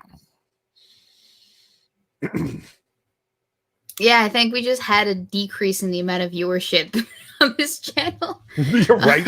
Wait, where are all the viewers going? Where are you going with it? Yeah, thanks, Risho, for pointing that out. A Vault Potato, thank you for the $1. It's called Desu Vault, like Deus Vault, but with the Japanese full stop Desu instead. Yeah, wait a minute. I found one of those too. It was actually kind of funny. I hear you, and I found that out by accident just yesterday. You're not wrong. I had to look up what Desu meant to get it because I don't know. I just didn't know that reference, but you know Deus Vault, right? Weebs, God willing. Deus Vault. Yeah. Yes. And then Desu this is a good meme off of that. I mean, you need to reverse 2 letters and you get there. Perry, this you fucking casual. I love it that they make them like big titty anime girls too. It's so weird, but it works. It's kind of odd. I don't get it. Yep. But I'm okay with it. There's a whole world out there that you gentlemen are missing out on, I guess. So today we've covered what? Scooby? So many things. Strange. Yes. Strange things that we believed as children. Movies we watched over and over again as children. Mm-hmm. Big titty cute anime girls as crusading knights. Full frontal nudity on YouTube in the form of sexy stretchy yoga. Yep. We're covering subjects, man. We're getting around. Yeah. We are. Oh, lime based alcoholic beverages. Weebo's birthday. Yeah. This is a good show. You know what kills me is that one of the things I like the most about Cocktail Hour is that like zero prep is required. It's just like, come on, we'll find something to talk about. Like exactly. Oh, that brings up an excellent point because we talked about it, but then there was another thing that I wanted to discuss about it. Because we brought up Scooby, but we didn't talk about the prevalence of online tisms. Oh man, you mean like a good 20% of all internet content? Yeah. Okay. What about it?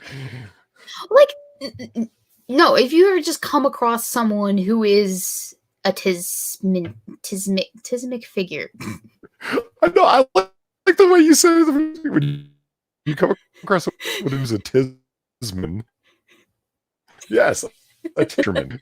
That's great. I love it. Tisman. Mr. Tisman. All right, I'm keeping it. Yeah, you are. I'll give you that. There's drive-by politics and the tisman. I love it. Yeah. Yeah. Who is that guy? A tisman. It's like, well, is he a lol cow? Hey, shoot. Yeah, but like, you don't go searching for them necessarily. They just kind of appear. They happen. They exist.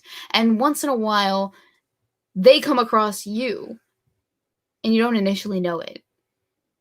But sometimes you do know it because the way that they interact with people on the internet is very specific.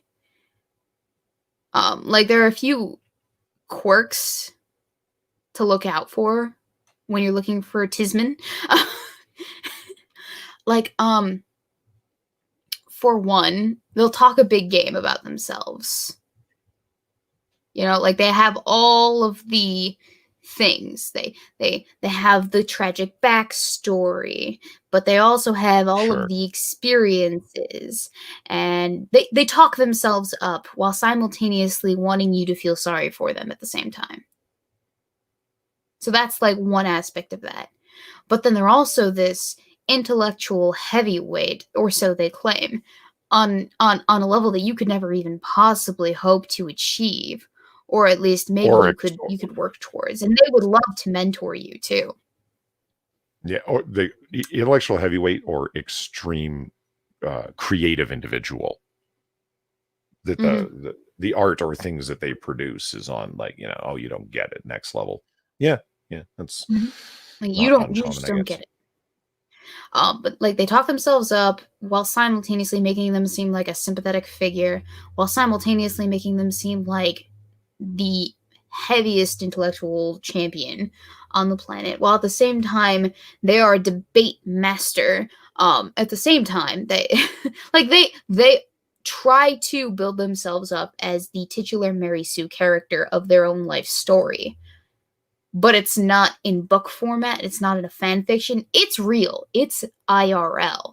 They are this person, or they try to be this person, or they build themselves up to be this person.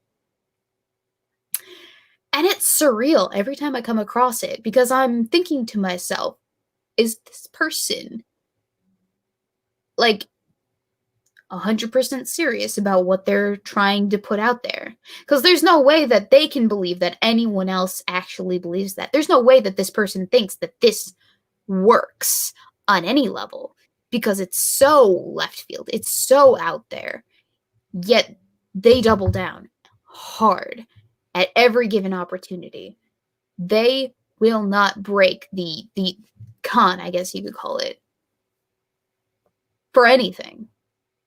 That is their life. They are method actors in their own fantasies. And no one else is playing along with them, but they just keep going. I mean, like, it takes a certain level of just pure dedication. And it's admirable on a level, but there comes a point when I just, what? I cannot. That's all they're good for, being a lolcow. Because that's when they transcend that level of Tisman into a lolcow. You ever come across someone like that? Or have someone come across that as that to you? Just at random.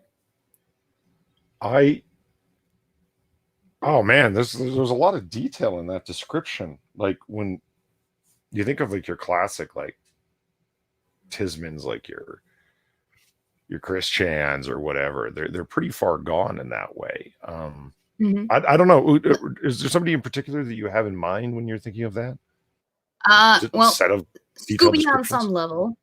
Right. On some level. A certain renegade personality on another level. JF as well has a bit JF, of the Tisman. Yeah. Oh, a bit of the Tisman. Yeah. Okay. On that level, I get you. See, like, it's not. I'm being specific, but that's because these are the qualities that I see the most of, and maybe they're not always super obvious, but they are frequent enough that you can pick up on them if you have enough interaction with these people, if you are familiar enough with their behaviors and their mannerisms. Like, maybe a one-off, not so much, but if they're constantly coming back around, you kind of get an idea of, yep, that's this person. Someone so self-deluded, so self-inflated that they're Tisman. See, it's funny. Like, you describe somebody like JF and, like, you know, the galaxy brain idea, right? And it's right away I'm going to think of somebody like Armored Shill, but I don't think that Armored Shill is. I don't think he's a Tisman. I just think he's no. I just think he's a deluded, arrogant fool. Well, yeah, but I think the things that he does and says come from a place of insecurity, not from a place of actual delusional belief in his own galaxy brainness. I think he knows he's not a galaxy brain, but repeats it over and over again, hoping that the fiction sticks and will be reflected back to him. In my opinion. Well, I mean, you can be overly confident, you can be arrogant without being a Tisman. But the Tisman requires a level of arrogance that goes beyond what it is I think that you're thinking of when you're thinking of the Armored Skeptic. I'm thinking of someone who's good at everything, or thinks that they're good at everything, or is so self-deluded that they are good at everything in their own mind. Or they've at least dabbled in it enough to be an expert on the subject. because you got like people like naming certain people, like Gabe the Samurai, and it's like I don't think Gabe thinks he's good at things. I think he's just. I think he's a Tisman, but I don't think he's the kind that Weebs is describing right now. No, I don't think Gabe the Samurai would be an example of that. Just to like I said, to run through some things really quick here in chat.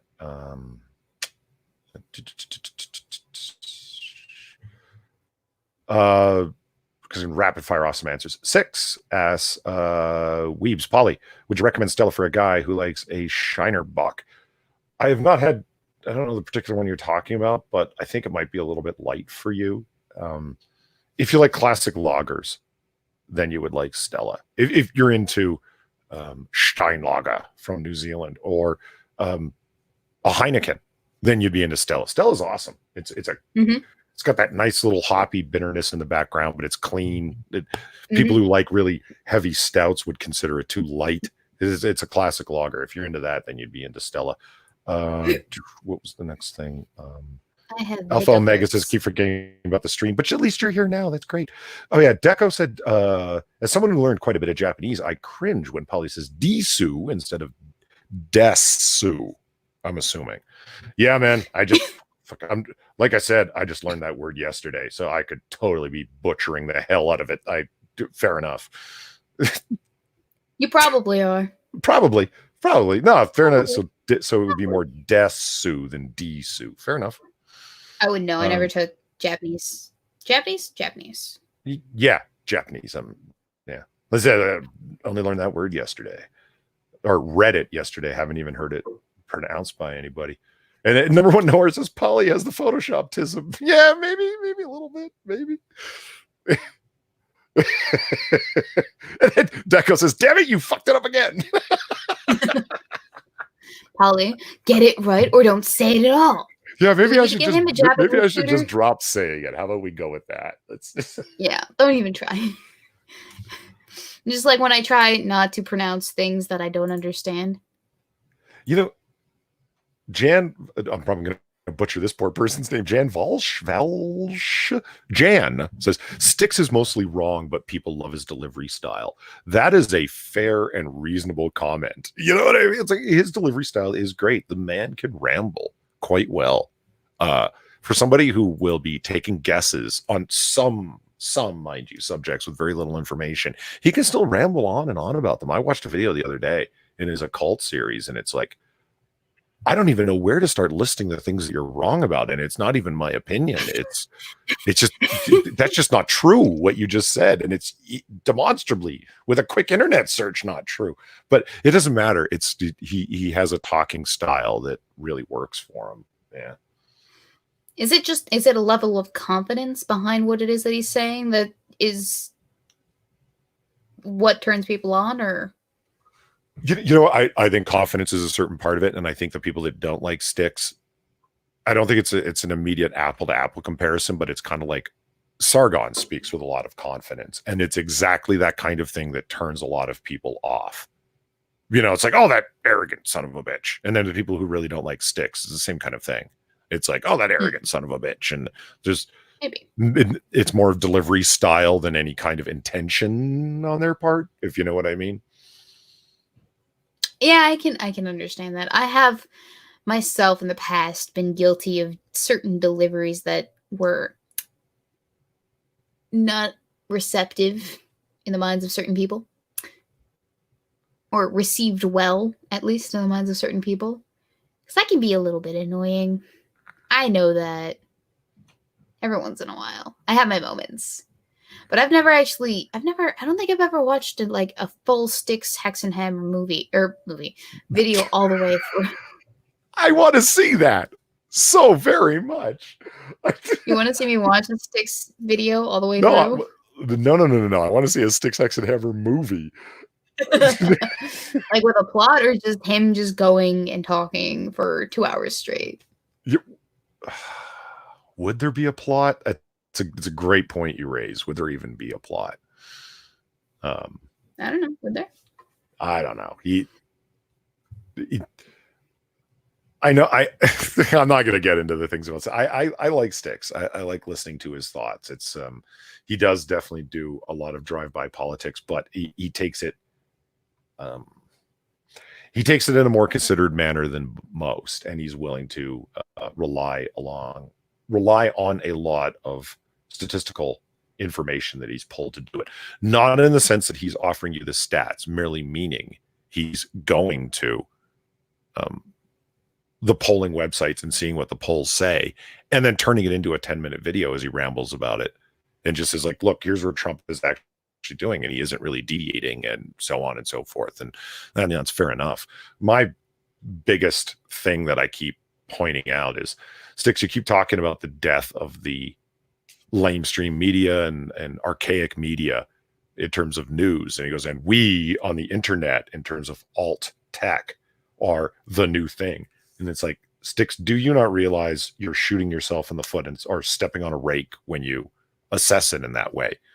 If the media, like the news that you're talking about, isn't there to provide you with articles to talk about, what are you going to talk about? It's not, you don't leave your house. And currently he's off in Amsterdam, and he doesn't leave the place in Amsterdam where he's at. Like, I believe he goes outside, but it's not like he's out there gumshoeing around the town, ferreting out the news by asking people that are involved. He's not like an investigative journalist in the traditional sense. He completely relies upon internet gained information, because all of his videos, or a large amount of his videos, start with him saying, link in the description to the archived article, blah, blah, blah, blah, blah, and then goes on about it. And invariably we'll start talking about the death of old media and somehow relate it to the satanic panic of the 1980s. It's one of his favorite subjects. Yeah. Dude. If only I had that level of like dedication to just doing that, I could make so much money. I could get so much views. So much views. So many views. There we go, Weebo. Well, you know what? He has a certain model that he proceeds on, which is, I'm going to produce, it used to be 2 to 3, now it's 3 to 4 videos every day uploaded in the morning. There's one thing that nobody, and I mean nobody, can fault Styx for. The guy's a work ethic. You know what I mean? He is fucking dedicated to what he's doing. If you were, Weebs, to pull up articles every morning and just comment on them for 4 to 7 minutes in the way that Jeremy from the Quartering or Styx or whoever does it, no editing, turn on the camera, record yourself for 7 minutes, end it, and then upload it as a video. Because it's constant content, yes, you would see your viewership rise, I think, because you're a good talker. So people enjoy listening to you talk, and that's what's going on with Styx, and people tune in every morning, like tune in, listen like it's TV or something, but people will click on his videos every day, and he gets like, let's say it's like 14 to 25,000 views. Now that's what he's getting. Those aren't massive numbers, but remember, it's times 3 to 4 videos every single fucking day of the week added up, and the guy's got mad views. So it's an interesting model, and it really works for him. Maybe I'm doing this wrong. Thank you, the UFO answer, for the donation over on the Streamlabs. Styx is more stupid than annoying. He tries to come off like a wise old man in his armchair, but he does absolutely no research. In contrast, Weebo is never wrong because she can read and research. People who stand near who gain intelligence by proximity. People who stand near who gain intelligence by proximity. I do like that you complimented me in that comment. I very much appreciate that for you, answer. I do. Thank you. Yes, I do my research to a fault. That's why some of my videos take so freaking long to get out, is because I have, so I'm very Polydub-esque in the way that I do research for videos, because yeah, that's me. My dad gave me the instruction when I started doing YouTube videos, specifically in like the political science, socio, whatever field. I don't even know what the commentary genre of YouTube, whatever. He told me that I had better make sure that I was right and backing up what I was saying if I was going to make videos like this, because if I wasn't, if I was just going to bullshit things, then it was going to be a problem. And so I took that to heart, and now it's like ingrained in me. I mean, I don't always get everything right. Sometimes I do get bad information, or maybe I don't do nearly as well as I should in my due diligence, but only human here. And I have like 8 million things on my plate. So, I mean, forgive me my mistakes. I do make them. I'm sorry. But I do try my damnedest. Well, I mean, being a researcher, I appreciate the research. I appreciate it, Weebs.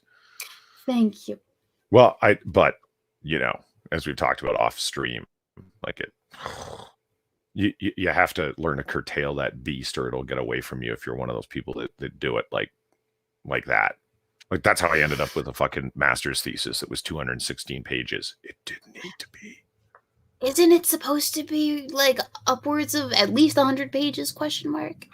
Yeah, but when you go 216, like, Jesus Christ. So it's like you went over double they were expecting somewhere between 80 and 100.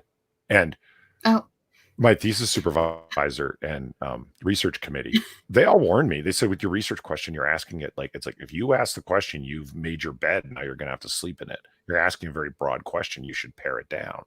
And I did repeatedly. I did repeatedly pare down the research question. And when I think back on the first couple of iterations of what I was intending to answer in the course of the research, Jesus Christ, it would have been a 5-volume dissertation, not a thesis. It would have been ridiculous. It's like, thank God I at least pared it down, and I should have pared it down more. I've learned that lesson. My doctoral dissertation is going to be lean and mean. I've learned the lesson. Yeah, I much prefer concision to not. And even then, I sometimes find myself being guilty of over detailing, over explaining, over informing the masses. Well, when I remember when I was handing in, sorry, go ahead. I've been trying to curtail that as well. I remember handing in chapters to people on my research, the 3-person research committee that's required. And I remember one professor saying to me, sort of like, this is a form of like research masochism, but it's like, you open this can of worms, my friend. She kept saying that to me. You open this can of worms. And it's like, you have to address it because you asked it. You can't, like, somebody could, and somebody will during your oral defense is going to grill you. It's if you leave these 2 chapters out, and now you have to write about them. So have fun for the next 2 months justifying that point you just made, like through documentation. And I did have to do that. Oh well, man, I've got the dusty long nights in the archives to prove it. Fuck. I bet. My thesis itself was like in total 50 pages, but I think 14 of those pages were like citation pages. Oh, that doesn't include the citations. Oh, fuck. 216 just is the body.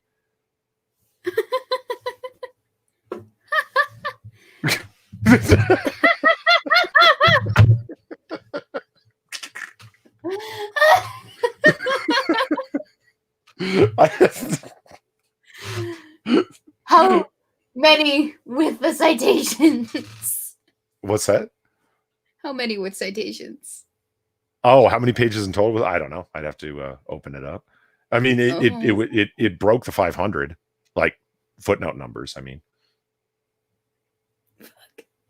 like citation numbers were into like 526, 527, 528, etc. Polly. Did I ever tell you when I cited my own name? I don't believe so. As a you mean like you cited your own paper within your own paper? No, I cited my own name on the cover page. There's a footnote for my name. Why? I took it off on the final. Okay, because this is my first run at grad school, and it was getting rather intense. It's like, but that's a statement of fact. Where you're getting that from? You know what I mean? And it's like, you need to cite that, you need to cite that, etc. So eventually it got to the point where I was like feeling shitposty and had been awake for like a couple of days. And I just said, you know what? Footnote number 1 is going to be my own name, like on the cover page. And so it's, it says Rudiger Dubenstein, and then like a little superscript 1. And when you look at it, it cited it to my parents.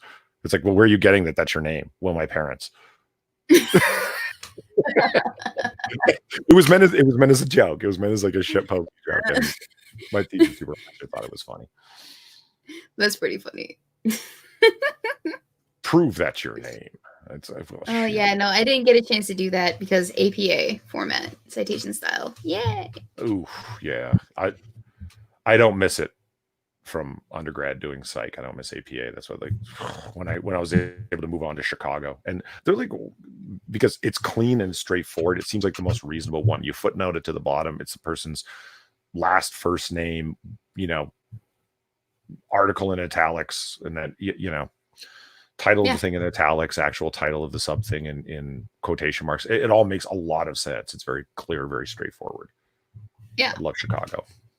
Whereas APA is the claim that you're making, the author and the date in parentheses right next to it, or you're citing it as, this is what this researcher said in this article, yada yada, in this year and whatnot. Yeah. And then at the end of the paper, the reference list. I mean, I get the point. I get why, like, inline citations, as they call it, but and it's a really old complaint, but I think it's a valid one. It just breaks up the reading. And I get why they do it. It does. Because you want the immediacy of it. You don't want to have to go flipping either to end notes at the end of the chapter and, God forbid, end notes at the end of the book or whatever it is. I find Chicago, where you footnote it at the bottom of the page, to be sufficient. That's where you enter into really weird stuff, though. Where there's pages of my thesis where there's maybe 3 or 4 lines of body and the remainder of it is footnotes. That happens on certain pages just by accident, where they all get stacked. Yeah, I've seen books where that was the case. It's going to happen. It happens. It's just an accident of stacking that it occurs. It's not intentional. I mean, a bunch of things happened in chat here. Of all potatoes, said I find Sargon's arrogance mostly in his cadence. He has a very proper British accent that most people find arrogant. Yeah, that's not an uncommon opinion there, of all potato. I've heard a lot of people say it, like, what's her name? Pop-Tart, Lucky Pop-Tart. She can't stand listening to Sargon. And he said, it's not about anything he's saying. It's the way he's saying it. It drives me nuts. Now, personally, I dig Sargon. I think Sargon's the man. But I can absolutely understand if a person's voice is getting on your nerves, or their cadence, as you said, it's going to make it unwatchable. It's like that goddamn movie, Ring of Fire, I think it's called. Or Reign of Fire with Matthew McConaughey. He adopts this voice that he speaks with. I watched the movie for 5 minutes. I'm like, is he going to be talking like this the whole film? Boom. I was done. That was it. I couldn't watch it. I mean, if the way the person's talking is going to do it to you, well, fuck it. Walk away. I can relate, I guess. I was listening to the Witcher not soundtrack, but audiobook for The Last Wish. And there was that section of the book that had to do with the goat man. Can't remember his name, but the guy narrating the book, who's playing all the voice parts, he decided to be the goat man with a goat accent, yeah, like, or something every other word for all of his speaking lines. Oh wow. It was tough to get through, but I made it, and eventually at the end of it, we were good. It was only like 2 parts, though, but it took me like 2 weeks to get through, because I just couldn't. It was so jarring. I hated it, but we got through it anyway, so that's fine. But I understand. I have the opposite opinion of Sargon in that I can listen to him all day long. I actually used to use Sargon to fall asleep too. Oh, really? I don't know. His voice is just that soothing in that way. Yeah, I was just a reference to green peppers. I personally hate them. They're a vile weed. If you put them on a pizza, that's all I taste. I pick it off. It's like, no, I can taste it. It's ruined it. You can't ask someone to like. It's a taste thing. It's purely a taste thing. There's lots of people out there who adore green peppers and can eat them raw. Same kind of thing. I'm not going to tell someone to like Sargon's voice. If you don't like it, it's like you can't tell someone to like it. They just don't, right? Yeah. It's a personal preference thing. I get it. Not everyone likes my voice, which is why I haven't crossed 10,000 subs yet. That's why. It's nothing to do with the apocalypse. Well, Jan said that Weebo ever crossed 10,000 subs. Well, Weebo, I think we figured out in this stream what you need to do. You need to go full sticks. I need to go full sticks. Yeah. That's what I have to do? Yep. You need to go full sticks. You need to adopt his model. And it's not his model. There's lots of people who do that, but he does it very, very effectively. Pull up a number of articles on stories, 5-minute videos, comment on them, edit them mildly. Don't be an aggressive editor at all. And then post every single fucking morning. You'll break that 10,000 because you're tickling the clitoris of the algorithm doing that. So to speak. I could do that, but it feels like cheating. Like, I don't want to comment on an article that I have nothing to talk about for, that I have nothing to say on. Doesn't stop him. I like sticks. I'm just busting balls. I know. It doesn't stop the quartering. Oh, God. Oh, you know, God. Okay, I want you to know. The thing that pisses me off about Jeremy, and it's unfortunate because I never got the chance to actually give him shit about this when we talked that one time on the kill stream, but he pays for an editor. He pays an editor to edit his videos. Sorry, Jolly Roger's suggestion just caught my attention and mental images. So anyway. He pays an editor to go through his videos and edit them. Who's that, Quartering? And you've seen a quartering video, right? Yeah. Oh my God, he's not getting his money's worth. I know. Oh my God, he's being robbed.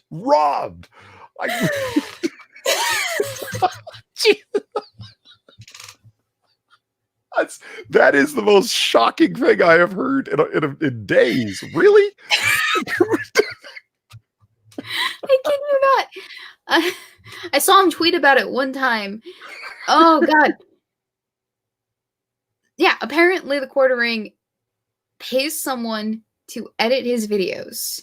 And the extent of that editing is putting his face next to the article and then every once in a while inserting a segment of meme content from a movie or something. If that. There are no cuts. There are no jump cuts. I'm going to be telling people about this, like over in Discord. So you know what I heard today? Like, that's crazy because the thing that so many people will say is that it just goes on and on and on. Like his editor needs to get a lot more aggressive. He edits. His editor makes edits at an abysmal rate compared to me, compared to you, compared to a lot of people. You've seen me do screen captures of what one of my edits looks like after, like, one of my Vegas screens looks like. The timeline. It was like the video, the collab I did with Sinatra. There's got to be what? We recorded for 45, 50 minutes, and I cut it down to a 21-minute video. There was 5, 6 dozen cuts. I mean, I showed you and the audience both what it is that my sequence looks like for an average Weebo Jones video. And that's a lot of graphics, a lot of cutting, a lot of audio adjusting. There's there's overlay on top of overlay. And that was just for the animated one. I don't even get into detail about the music backtracks for some of the videos, the little transition-y things, the different peaks in audio in the segments of the video for some of my videos. Maybe every once in a while I'll insert text in a place just to be a bit an asshole about it. But like, that takes a lot more time. That takes at least an hour to get through, maybe 15 minutes straight through recorded video, complete with graphics. That's after I've collected the graphics, after I've written the script, after I've filmed everything. It takes me maybe an hour to do 15 minutes of straight run through recorded footage and to get it down to what it is that I want. And at the end of that, that's maybe 10 minutes of content. But that's also the script, the graphics, the recording. That takes time. Damn right. I feel cheated. I feel cheated, Polly. I mean, look, here is a visual example of what Weebs and I are talking about here. Did you pull up your Sony Vegas? I did. So here's the video I did with Sinatra in its Vegas format, right? Every one of those little lines you see are edits, like cuts. And I mean, it's when you zoom in. Oops. Look, you get an actual idea for what it is. Like this is me. This is my vocal track. That's Sinatra's. Look at how close some of the cuts get. Yeah, because Sinatra coughs a lot, and all those are cut out. Like, I mean, guys, not even once. Seriously, look at all that. That's what actual. I am not a great editor. If anything, when I sent it to Sinatra, I'm like, this is not my best editing job. Sorry, man. But you see things like, look at the different audio levels and stuff. It's because I got too close to the mic and spoke too loud. So you have to and same with Sinatra. He laughed really hard in the mic. So you have to pull the volume down.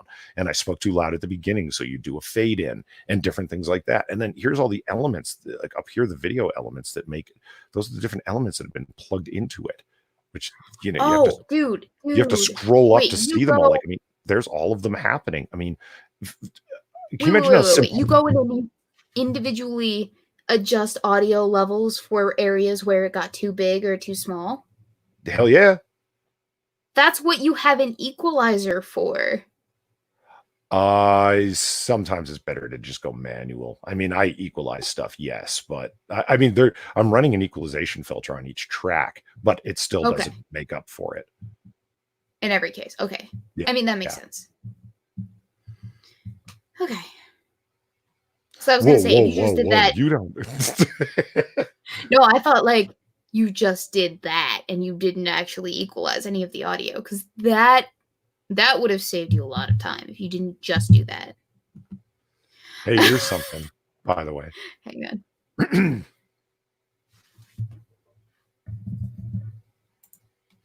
Marvel needs to bring in Sexy Firestar, am I right? I can get behind that. Yeah. Or in front of that. I'm just... Or to the side of that. It was one of the things that came up in the video, and we could have this. Instead, we've got the New Warriors. Yeah. I mean, you talked about... That. What did you call your video? March Madness or March Review, where you were talking about... Weebo Hot Takes March 2020. Yep. Yeah. I talked about the New Warriors, but I gave them different names. I think. Yeah. It was a whole thing. Alpha and Omega asks a good question. When is you two guys next collab coming out? And he's talking about the Bond thing. The Bond ladies thing? Can it be called a COVID? I read that. How have I not heard that before? That's hilarious. Isn't it? It is. I'm using that. I'm so stealing that. When is our COVID coming out? We agreed to do we gotta finish up. To do your Men of Marvel. We agreed to do your Men of Marvel thing before we talked about doing the Bond Girls thing, right? So true. Okay, I still have to finish watching all of my videos, my movies. They've taken a little bit of a back seat because I have a super major big project coming up for what is it called? Collab spread for school. And so that takes precedence over everything. And that'll get done Wednesday. And after that, I will really hunker down on watching some of these other movies that I need to watch. So I still have The Punisher.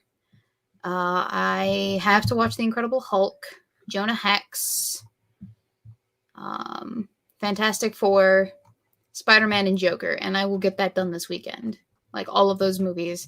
And then I will get to finishing off the grading scale Polly's already seen the grading scale for that, or most of it at the very least. It's fucking intense. You know what? There's nothing, because there's a lot of pre-work that I haven't even gotten started on. I can hit the ground running on that. Because much like the MCU Girls video, which you can find over on my channel, that was you just showing up and being you. Which is what you're going to be doing for the Bond Girls thing. So I can, I got to start organizing. Yeah, well, that's the whole point, is that I express my taste and then you judge my taste. But that's what we're doing for the Bond Men video, except I'm going to have a much harder time with it because the comic book men video. Because I'm not gay, so it's gonna. Weebo is much more comfortable, and that's where the idea came out. I remember the raw audio of a recording. I'm like, I don't think I could do what you just did, because you're sitting there judging the attractiveness of various women, and I don't know what the hell I'm going to be talking about when it's like, that dude looks like a goof. That's all I'm going to think. Fuck that guy. Yeah, so we have 2 collabs in the works. Our Star Wars holiday special one is coming out. We said Monday, right? I want to double check. Yeah. Okay. Well, you said what you said to me was after Sunday, and I mean technically that is Monday, but it depends on when you finish your video, so we can release them at the same time. Your boy Pat, what up, Pat? Said something a little bit earlier on. It just reminded me that he goes, when we were talking about getting you over 10,000 subs, and I said do a lot of videos where you're just commenting on different stuff in the morning and hand them out, right? And then or post them up. He said that's going to take a lot of content nowadays, or a lot of videos nowadays. It will. Pat's not wrong. In my opinion, as little as I understand YouTube and the YouTube algorithm, it's all a giant fucking mystery to me. One thing I am fairly sure of is the pool has gotten bigger and bigger and bigger, and the algorithm has gotten more and more constraining. It's harder to get noticed and come up in people's recommends now than it was before. It's just, and there's just that much more content, that many more creators. It makes it that much more difficult. I don't think he's wrong at all, but yeah, I mean, you could still do it. And by the way, that brings up another thing. I mean, because look at Pat's Psycho Rick channel, or his live stream channel. Go sub to your boy Pat. Go sub Psycho Rick. His rest in peace videos are fucking great, short form memorial biographies. That's kind of how I would, off the top of the head, describe them. I've watched every one of them. They're fucking great. It's great content, and it's hard to break through, and it sucks. So go sub to Pat. I have 2 Streamlabs, again from the UFO Answer, who donated to say, Weebo, I find your voice to be angelic. Anyone who says otherwise is totes jelly. Do not let Polydub tickle your clitoris. His skills are overrated. If you had one question for the quartering, what would it be? Mine would be, how much food is in that beer? In his beer? In his bear? In his beer? In his what? In his beard, I think, is what you meant to ask. And I would say at least 12 nachos. Maybe. Also, I would like to know how much he's paying his editor. So would I. I am legit interested to know, because it's like, whatever you're paying your editor, pay me. Because I don't hate editing. Exactly, it can just be I'm sorry? I would do a lot more editing for exactly the amount that he's paying that editor. That's what I'm saying. It's like, dump that guy, pay me, and you'll be happier with the product, because Jesus Christ, it would be hard for you not to be. Honestly, like I've watched a gang of quartering videos. Oh man, you know how easy it would be to crank out the fucking low tier content that his editor does? That's a half-hour edit at most. Fuck. Yeah. Yeah. But Pat also asked, when are we going to stream on my channel, Poly and Weebs? Whenever, man. Let me know. Whenever. Yeah, we gotta set that up in the private DMs. I don't have like an exact date that would be available at the moment, but we will set that up. And then the UFO Answer also donated to say, when are you going to watch the Blu-ray movie pack I sent you 2 years ago? I have a whole shelf here dedicated to things that I haven't gotten to right now. So it'll come up eventually. I know it will. It's just a matter of timing. I'm gonna have a lot more time after college. I hope, I pray, I think. I keep saying that, and I keep hoping it's gonna be true, but I don't know. So many people say that about. I mean, okay, I hear you there. I got a long list of things I need to get around to. 2 years ago. I know. I'm sorry, you feel. 2 years ago. I know. People often talk about that. How they hate editing. Six said it. I was watching a Deadwing Dork video the other day, and people said, "Why don't?" Somebody hit him up with a super chat to ask, "Why don't you put out as many edited videos as you do? Why do you live stream?" And he's like, "I like live streaming because it's much more interactive. We can talk. I can immediately see what you guys are saying as opposed to the comment section, which works, but not in the same immediate way. But then I also have to be honest and say, every time I open Premiere, man, oh God, I hate editing." Well, like, getting started on the editing is a drag, I will admit. But the actual act... Sorry. I'm supposed to grab... The only Blu-ray thing that I have here, unless... Hang on. I was supposed to tell you which Blu-ray thing it is that I have that I'm supposed to be watching. Mm-hmm. Unless it's somewhere else. Hang on. Pause. I'm sorry, I've totally just distracted myself, didn't I? Yeah, Weebo's looking away from the screen right now, Yufio, but she's looking, telling me what movies are in the packs. Those are foundational films. I'm looking forward to hearing what's in this pack. No, okay, so I have this Blu-ray pack. It's for Gotham by Gaslight. It's Blu-ray, DVD, and digital, but I don't think this is the one that you sent me. Gotham by Gaslight is so fucking good. Oh man, it rocked. In which case, where did the rest of my it comes goddamn close to beating the best DC animated film ever, which in my opinion is still oh fuck, the name of it slipped my mind. The very first one. The one with Chucky Soul, your pack? Angel of Death has come. God damn it. Mask of the Phantasm. That's the best DC film ever, animated feature ever done. But God damn it, Gotham by Gaslight comes in extremely close second. So good. Unless maybe I put them away somewhere. Okay, all right. I will read off what it is that I have here on my shelf.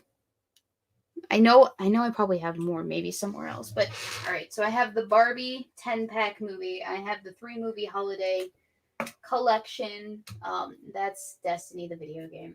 Casablanca, Justice League versus Teen Titans, The Castle, Elder Scrolls, Holy Grail, Monty Python and the Holy Grail, Firefly, Teen Titans,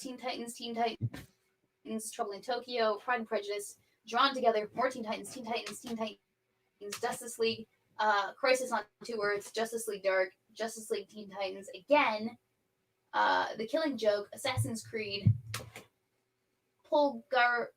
Pulgasari, Justice League, Gods and Monsters, and Gotham by Gaslight.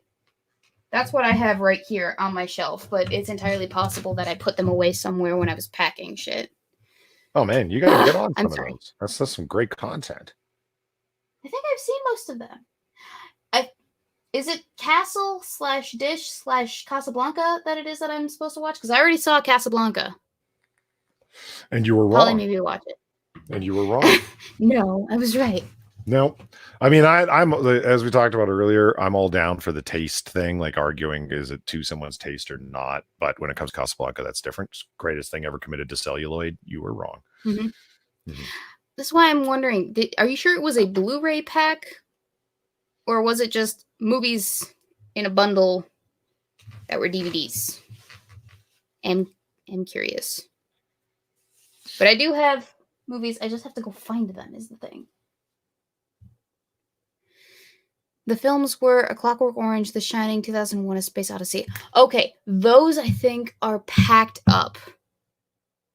Yes, they are packed up in a closet, in a box in the attic. And I think that was because I never unpacked that box when I came back from school last year. Sorry, I have like boxes of shit everywhere.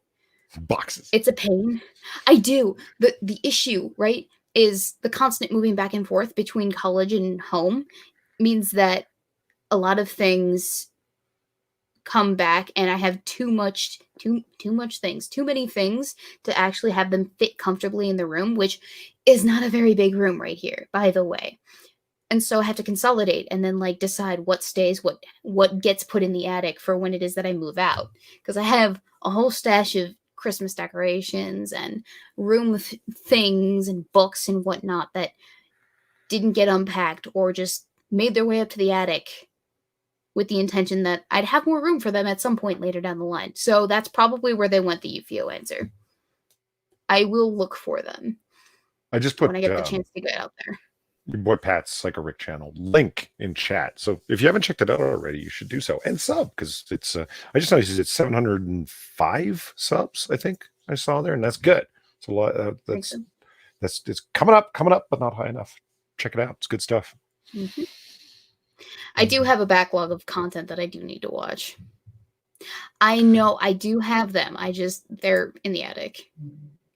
And I've got a contrary opinion when it comes to A Clockwork Orange. I get it. It's a beloved film. It's a cult favorite. I understand that, but oh man, it was the Stanley Kubrick It's Stanley Kubrick being Stanley Kubrick. Like on his long conversation, 10-minute conversation with Inquisitor about it. And it's just, it just feels like being artsy and clever for artsy and clever sake. And people make, in my opinion, again, nobody needs to agree, the last little bit where he has his eyes pegged open and they subject him to forced conditioning and stuff. That's like, 5 minutes of that movie? If that's being generous. It's not even that much. And that's all people talk about. And that's the shot that you see and the shot that's been memed and stuff like that. And it's like, that's actually very little of that film. The majority of it is not that at all. It's him carrying on with his droogs or whatever the fuck and just ultra violence and all that crap. And I don't know. It just felt like so much Kubrick, where Shining is good. I like Shining. Because Jack Thanks Nicholson, for spoiling it for me. Just what? kidding. Well, I mean, it's damn full of spoilers. Well, not really. I mean, because like, what? As if everybody hasn't seen that fucking meme picture by now with his eyes pegged open. Shit. It's like, yeah. I mean, I don't mean to spoil it for you, but in Casablanca, Rick and Ilsa don't end up together. I mean, the film's Weebs. Yeah. Stop it. I'm just messing with you. Damn it. It was tragic. They're star-crossed lovers. Weebo. This is my favorite movie. How dare you disrespect it? It's my favorite movie, starring the greatest actor of all time, in my opinion. Humphrey, the only Bogart. Who is the greatest actor of all time? Actually, I don't have a person who would be the greatest actor of all time, but I want to say Tom Hanks is probably like the name that comes to mind if I were to like think of that. Okay. What was that tone, Polydub? I said nothing. You went, ugh. I can hear. I have ears.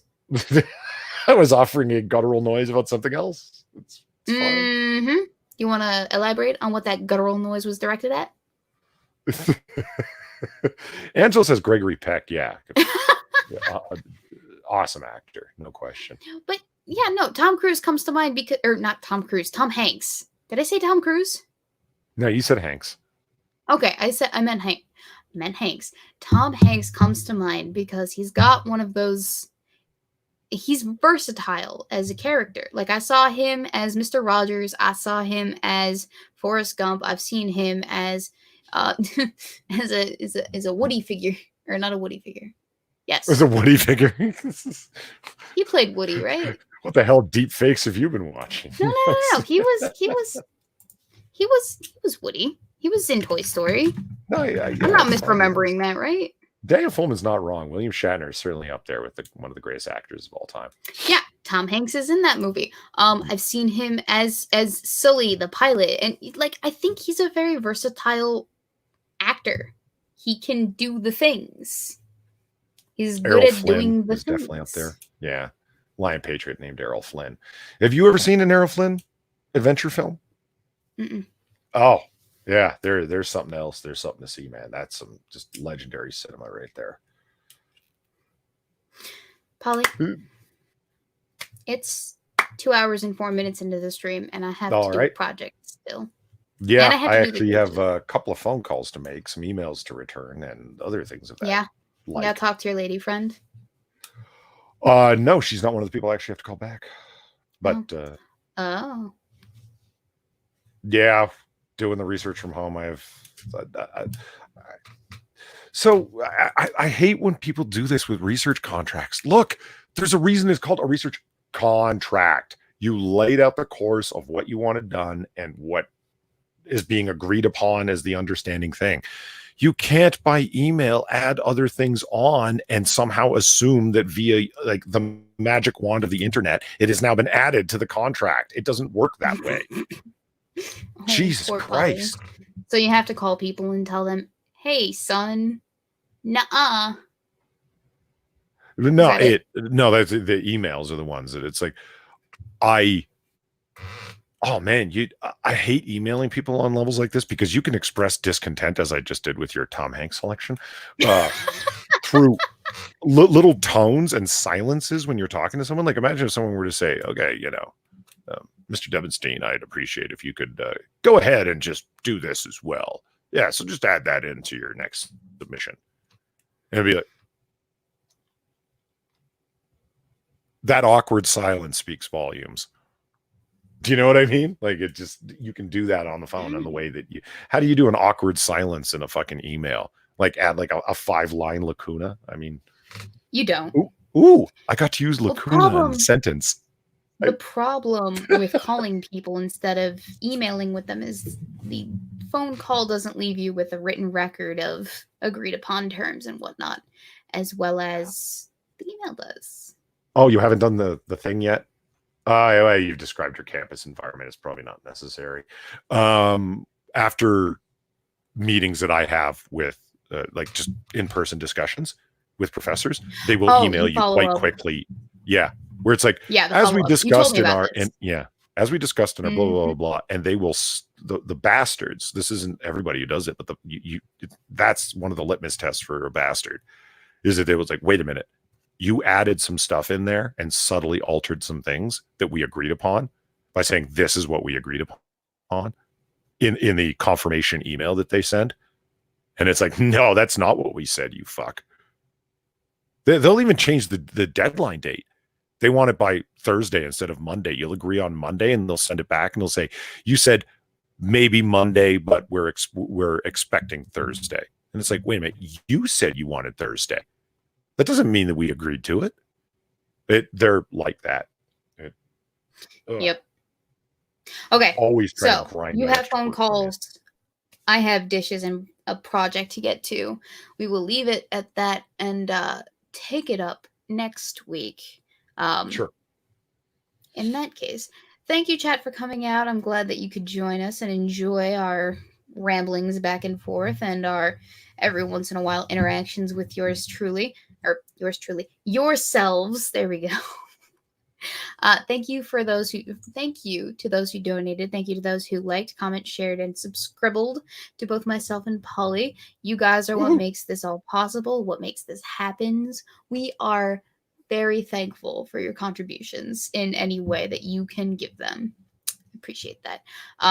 Polly, thank you for joining me. Do you have anything that you would like to share? Hold on. Not particularly. I don't have my channel link available. So look, chat, there's me. So just hit the dot beside my name and it'll take you off to my channel. So subscribe to Polly if you want to get notified about our upcoming collabs or our COVID. And then I will also have a video out on Monday, but I also anticipate having a video out that has absolutely nothing to do with entertainment content at some point, probably on Thursday, if not Friday, to do it. It'll be a hashtag everything is sexist. And it's been a while since I posted one of those, so you're welcome.